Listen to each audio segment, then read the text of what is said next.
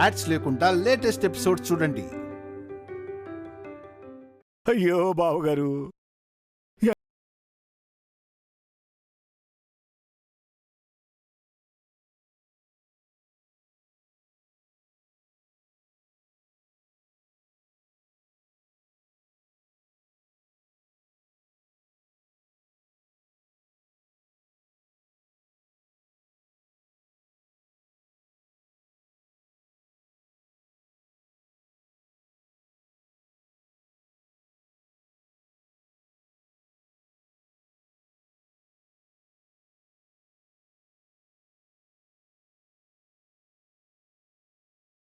అంత బాధపడాల్సిన పని లేదు అంటున్నా. మాటలు అనవసరం హర్షబాబు. నా భర్త జైలుకు వెళ్ళడానికి కారణం నువ్వు, నీ భార్య, ముఖ్యంగా నువ్వే.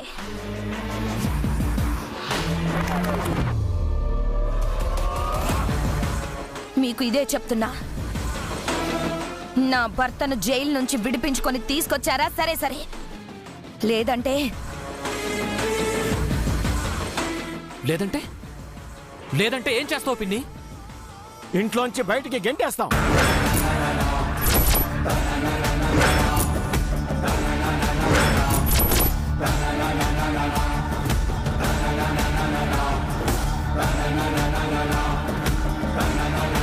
ఏంటి?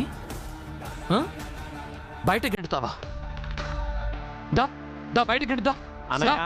ఎక్కువ మాట్లాడితే మిమ్మల్ని బయట గంటేస్తా.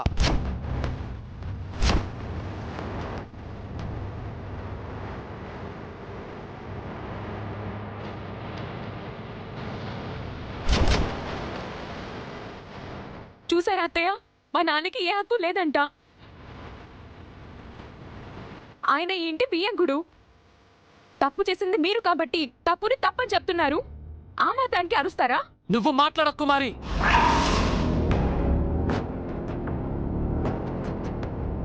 నీకు మాట్లాడే అర్హత లేదు. అన్నయ్య, తనకు మాట్లాడే అర్హత ఎందుకు లేదు? తను నా భార్య.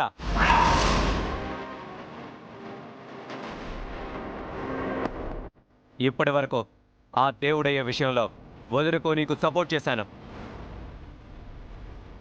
అయినా నీకు నాకు ఇలా జరిగిందని తట్టుకోలేక వాడిని వదిలించుకుందామని మమ్మీ చూస్తుంటే మీరే కావాలని వాడితో పెట్టుకున్నారు.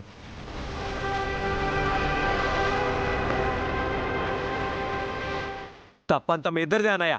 మొత్తం మీరే చేశారు.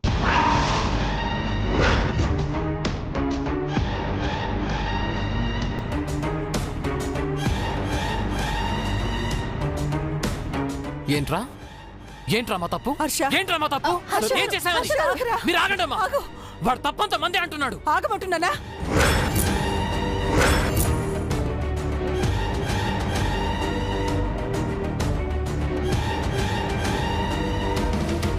అన్నయ్య గారు, కుమారి అరెస్ట్ అయింది మా భర్త. ఆయన్ని కాపాడుకునే బాధ్యత కూడా మాదే. నేను అదే చెప్తున్నానక్క. ఆయనని బయటికి తీసుకొచ్చారా? సరే సరే, లేదంటే ఎవ్వరిని వదిలిపెట్టను. సరే అత్తయ్య, వదిలిపెట్టకండి. తప్పంతా మాదే. ఆ రోజు దీపుని బయటకు వెళ్లకుండా ఆపినందుకు మాదే తప్పు.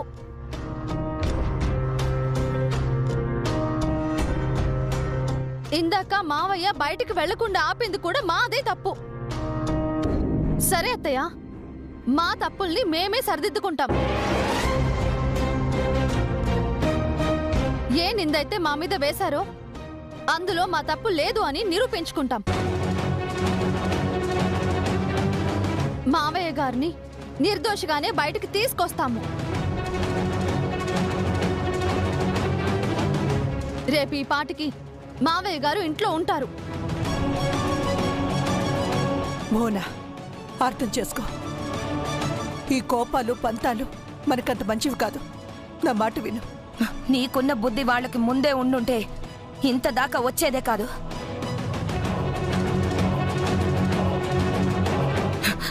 మీరు ఈ ఇంట్లో ఉంటారా లేదా అన్నది మీరే తెలుసుకోండి. ఆయనకేమన్నా అవ్వాలి, మీలో ఏ ఒక్కరిని వదిలిపెట్టను.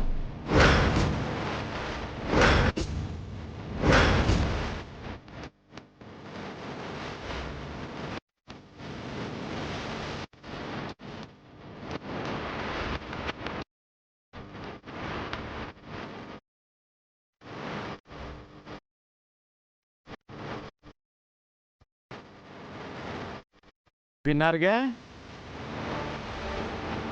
మీకు ఈ ఒక్కరోజే గడువు ఉంది. ఈ గడపకి యువతలుంటారో లేకపోతే అవతలుంటారో మీరే తేల్చుకోండి. పద తాయారు. అస్సలు ముందు నిన్ను ఇక్కడ నుంచి సార్ అమ్మా, వాళ్ళు ఇష్టాన్ని కదా మాట్లాడి వెళ్తుంటే నన్ను ఆపుతారేంటమ్మా? ఒరే, వాళ్ళు మీ నాన్నగారు అరెస్ట్ అయ్యారన్న బాధలో ఉన్నారా? వదిలే. వాళ్ళకైనా బాధ, మనకు లేదా? ఏమండి, వాళ్ళకి బాధ మాత్రమే ఉంది, మనకి బాధతో పాటు బాధ్యత కూడా ఉంది. అయినా మనం గొడవ పడ్డం కాదు, మావయ్య గారిని బయటికి ఎలా తీసుకురావాలి అనేది ఆలోచించాలి. హర్ష సార్, ప్లీజ్ కొంచెం కూల్ అవ్వండి. Please control your self.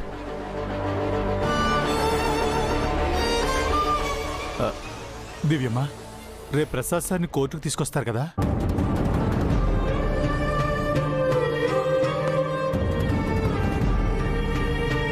అవును, ఎప్పుడు లాయర్గా వెళ్లే మావయ్య గారు మొదటిసారి బోనెక్కబోతున్నారు. ఛ! ఎలాగైనా మావయ్య గారిని కాపాడాలి.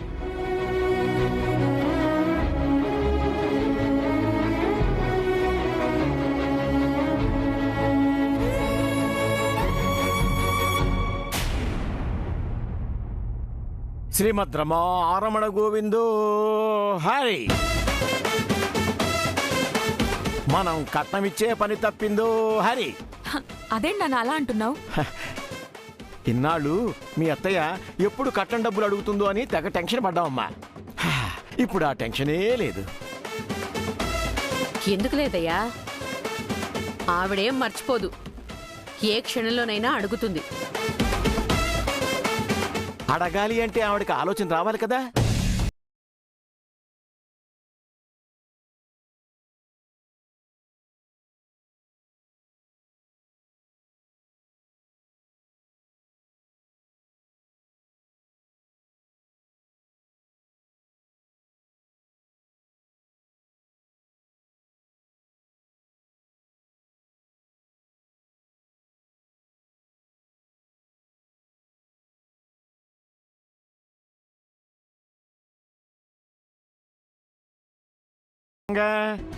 మీ మామయ్య గారి కథ కంచికి, మనం ఈ ఇంటికి, ఈ ఆస్తంతా మనకి.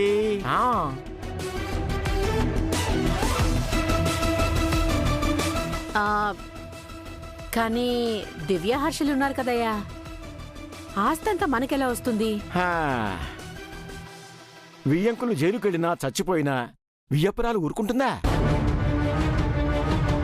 దివ్యని హర్షని వాళ్ళమ్మని మెడబెట్టి బయట గంటేస్తుంది. కానీ రేపు దివ్యక కోర్టులో మావయ్య గారిని కాపాడితే? కాపాడనే లేదు. దివ్య దగ్గరున్న ప్రతి సాక్ష్యం మనం దేవుడయ్యకి చేరవేస్తాంగా. దేవుడయ్య మనకి డబ్బులిస్తాడు, దివ్య కేసు ఓడిపోతుంది. కానా విషయం దివ్యకు తెలిస్తే? తెలిసి ఎలా చేస్తావా ఏంటి? గుట్టు చప్పుడు కాకుండా చేస్తాం. నువ్వు చెప్పిందంతా జరుగుతుందంటావా నాన్న? అక్షరాలా జరుగుతుంది. మీ మావయ్య కోర్టులోనూ జైల్లోనూ చచ్చిపోతే భర్త చచ్చిపోయిన మీ భువనత్తయ్య వేరే దిక్కు లేక మనం చెప్పినట్టు కుక్కిన పేన్లా పడుంటుంది. మరి అల్లుడు గారు? పెద్దగా నోట్లో నాలిక లేని అల్లుడేం చేస్తాడే? నోట్లో పుల్లైసి పెడితే చప్పరించుకుంటూ మనం ఆడమన్నట్టు ఆడతాడు. అంటే ఈ ఆస్తంతా మనదే అంటావా నాన్న? మనదే కుమారి. ఈ ఇంటికి యువరాణివి నువ్వు, యువరాజేమో అల్లుడు గారు, మహారాణి మీ అమ్మ, మహారాజును లేడు.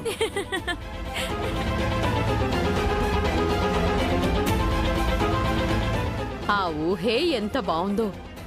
ఇదంతా నిజమైతే ఎంత బావుంటుందో. ఖచ్చితంగా నిజం అవుతుంది. వాచ్మెన్గా నేను, పని మనుషులా మీరు బతికామే. ఎప్పుడైతే కుమార్ని ఇంటి కోడల్ని చేశామో మనకి అదృష్టం దరిద్రం పట్టుకున్నట్టు పట్టుకుంది. మధ్యలో కొన్ని ఎదురు దెబ్బలు తగిలినా సరే రేపటి నుంచి మనకి తిరిగే లేదు. ఆ దేవుడయ్యకు సహకరించి ప్రమాదం లేకుండా చేసుకుంటాం కాబట్టి మనకి ఇక తిరిగే లేదు. అంతా నువ్వు అనుకున్నట్టే జరగాలి నాన్న. అలా జరిగితే ఏమయ్యో, నిన్ను 7 కొండలు ఎక్కించి గుండు కొట్టిస్తాను. పిచ్చిదానా, నాకు గుండు కొట్టించడం కాదే, నేనే ఎంటైర్ ఈ ఫ్యామిలీకి టోటల్గా గుండు కొట్టిస్తా. 7 కొండలవాడ వెంకటరమణ గోవింద గోవింద. లాయరు ప్రసాద్ గారి సంసారం గోవిందు గోవింద.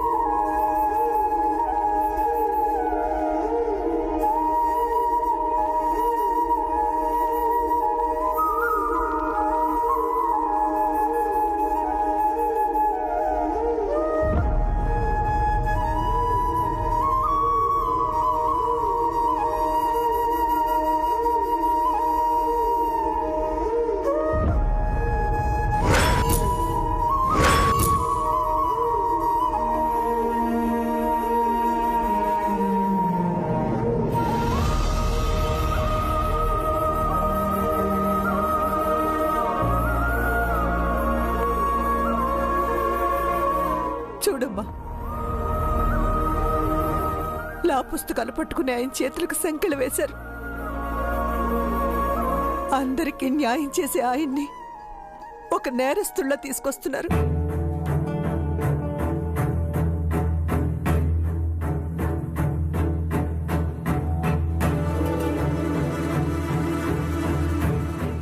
ఎప్పుడు న్యాయవాదిగా కోర్టు మెట్లెక్కే ఆయన ఈరోజు దోషిలా కోర్టు పోలేకపోతున్నారు.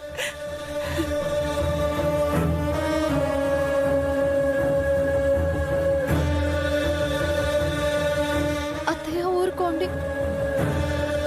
మీరు ఇలా బాధపడుతుంటే మావయ్య గారు మరింత బాధపడతారు. నాన్నగారికి ఏం కాదమ్మా. ఈ రోజే నిర్దోషిగా నిరూపించి ఇంటికి తీసుకెళ్దాం.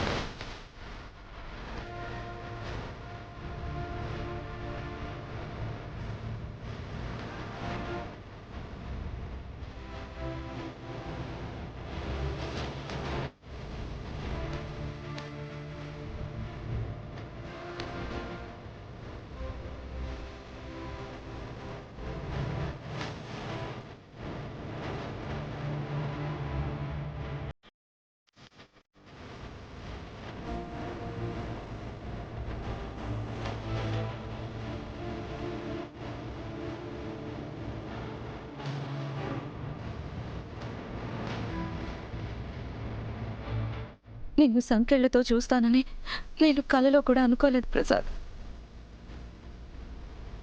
మీ చేతికి సంకెళ్ళు వేస్తారని మేము ఊహించడం కూడా లేదు బావగారు. చాలా బాధగా ఉంది.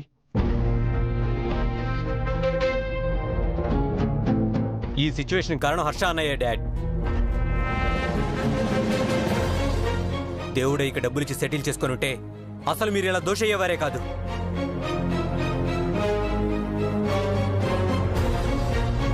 అవును మామయ్య గారు, ఈ కష్టాలన్నింటికీ కారణం హర్షబాబు గారు, దివ్యక్కే.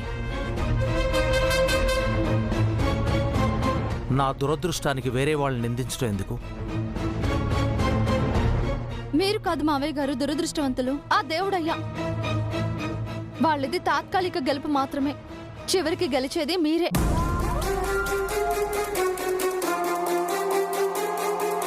సార్, కోర్టుకు టైం అవుతుంది, పదండి.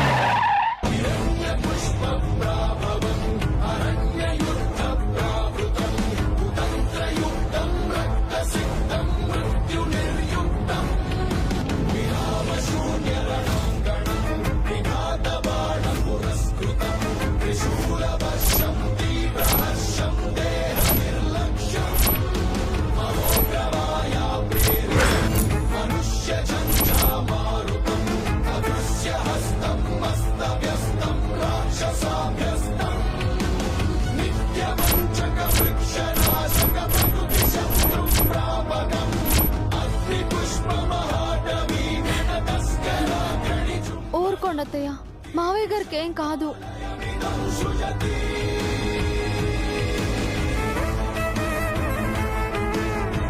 నమస్కారం లాయరమ్మ.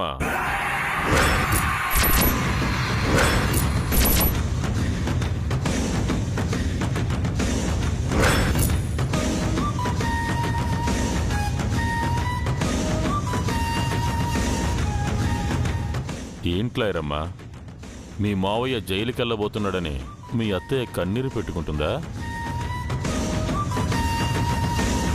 జైలుకి వెళ్లేది మా మావయ్య కాదు దేవుడయ్యా. మా అత్తయ్య కన్నీటి ఉసురు తగిలి నువ్వు నీ కొడుకు ఇద్దరు జైలుకి వెళ్తారు. లాయరమ్మ బెదిరిస్తుంది నాన్న.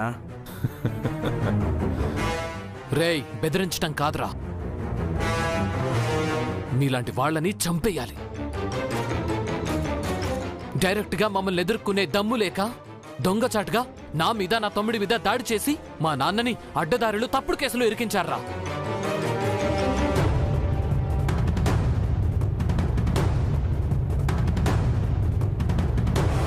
మీ ఇద్దరిని ఏం చేసినా తప్పులేదు. రాముడు కూడా వాలిని దొంగచాటుగానే చంపాడు హర్షబాబు.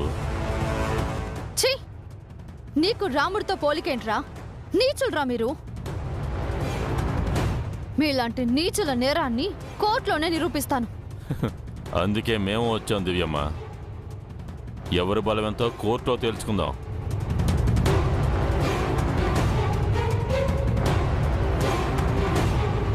కోర్టు లోపల వాదించకుండా కోర్టు బయట ఈ వాదింపులు, వార్నింగ్లు ఎందుకు? కోర్టు లోపల తేల్చుకుందాం, పదరా.